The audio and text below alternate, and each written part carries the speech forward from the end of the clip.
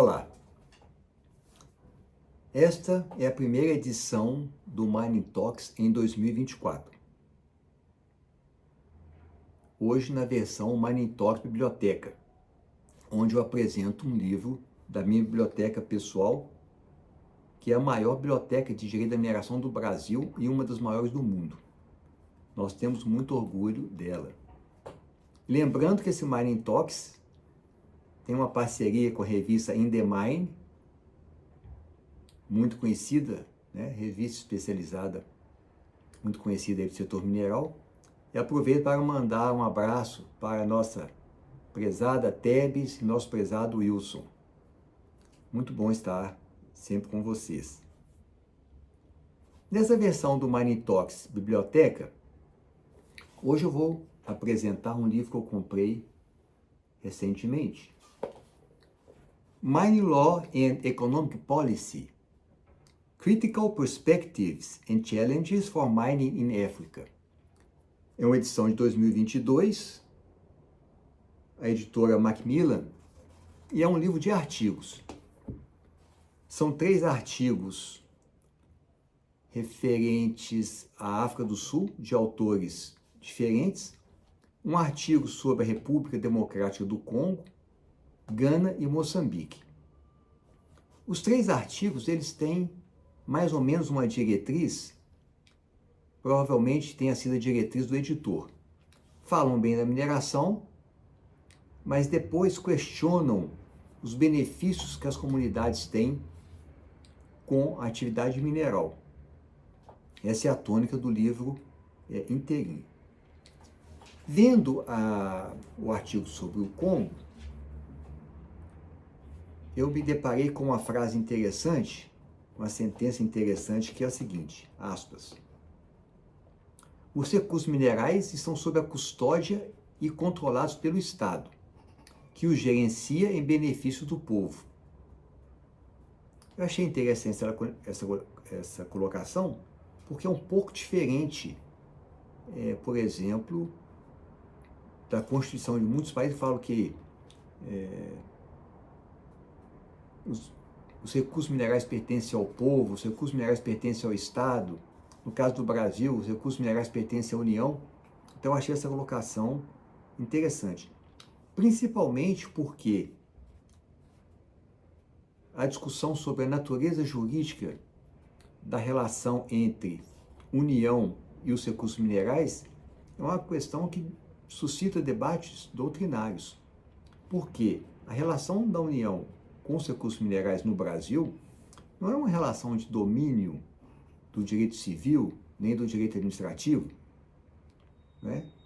Se nós pudéssemos aceitar esse termo, né, ou verbo pertencem, seria um pertencimento mineral com atributos muito específicos, né? Por quê? Porque a União, só para mostrar a diferença, a União não pode usar e gozar e dispor dos recursos minerais sob o prazer. A União não pode escolher quem ela vai colocar naquela área. Porque se alguém requerer em área livre corretamente, ele terá direito, né, adquirir a prioridade, terá direito de exercer atividade mineral ali. Então, é simples perceber que não há uma relação de domínio mesmo, como nós conhecemos no direito civil e no direito administrativo. Aí, seguindo adiante, agora no artigo referente à Gana, é o mesmo enfoque, mas com uma pitada de um aspecto que eles insistem muito aqui, enfocando a necessidade de transparência e responsabilidade dos políticos, não é? E também, naturalmente, faz uma referência à comunidade.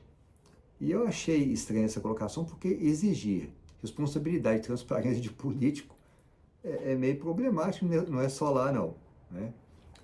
O artigo seguinte é de Moçambique, um país muito interessante, eu tive a oportunidade de conhecer e dar aulas lá. O artigo de Moçambique também dá um enfoque um pouco diferente, porque enfatiza a importância de se criar um ambiente de negócio favorável à mineração, né, para atrair investimentos, favorecendo o crescimento econômico. Então, a diretriz é um pouquinho um pouquinho diferente, mas também não deixa de fazer referência a essa relação mineração-comunidades. No final do livro, e tem os da África do Sul. A África do Sul também não muda, a discussão é a mesma, os problemas são os mesmos, e que eu percebi aqui uma dificuldade entre a implementação de uma lei que já existe e fazê-la funcionar na prática, como acontece no Brasil. No Brasil nós temos um decreto que dá as diretrizes principiológicas da política mineral, no entanto, nada é implementado. Então o problema não é só deles, não. Aí, no final do livro, porque o livro tem uma introdução muito interessante, tem os artigos e uma conclusão. E ela diz o seguinte, eu extraí o seguinte dessa conclusão. A mineração contribui bastante para a balança comercial, produto interno bruto, arrecadações públicas, tributos e emprego. A mineração afeta esses países política, social e economicamente, o que não é novidade, né? Falam também na necessidade de segurança jurídica, né? Porque a segurança jurídica é um fator de estabilidade. Aqui uma questão interessante. Entendem que houve um certo progresso, mas também entendem que tem muito o que fazer. Mas eu vi uma espécie de ponto comum fazendo referência à questão da mineração desde o período colonial. Nós sabemos que a colonização francesa na República Democrática do Congo foi um negócio sangrento, né? E aqui também no Brasil não foi lá essas coisas, né? Porque Portugal nunca teve intenção de desenvolver o Brasil, apenas levar nossas riquezas.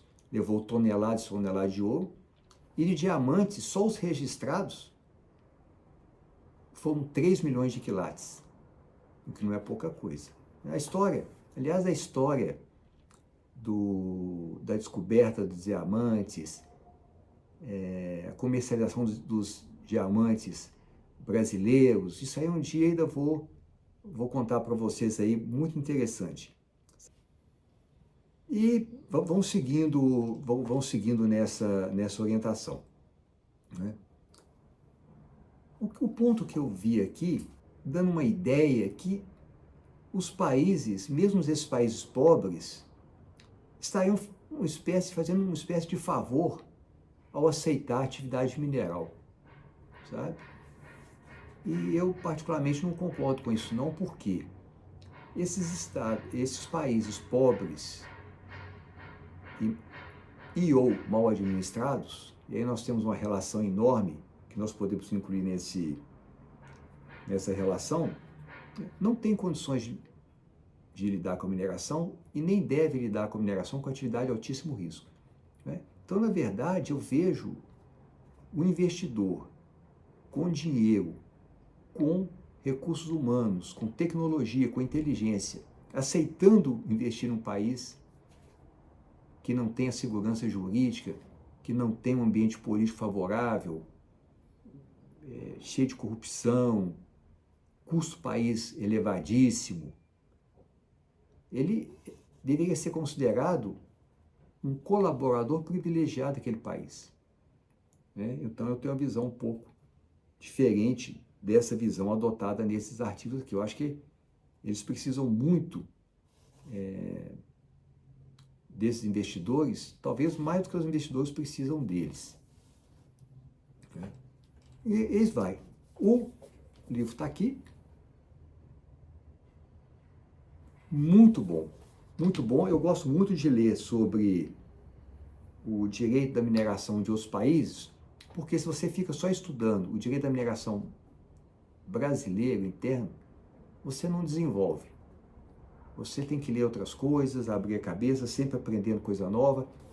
Há uma pesquisa muito boa aqui dentro, há umas referências bibliográficas muito interessantes. Para quem gosta, vai ser uma fonte de consulta e tanto. Por hoje é só, esperando você no nosso próximo Mining Talks. Até!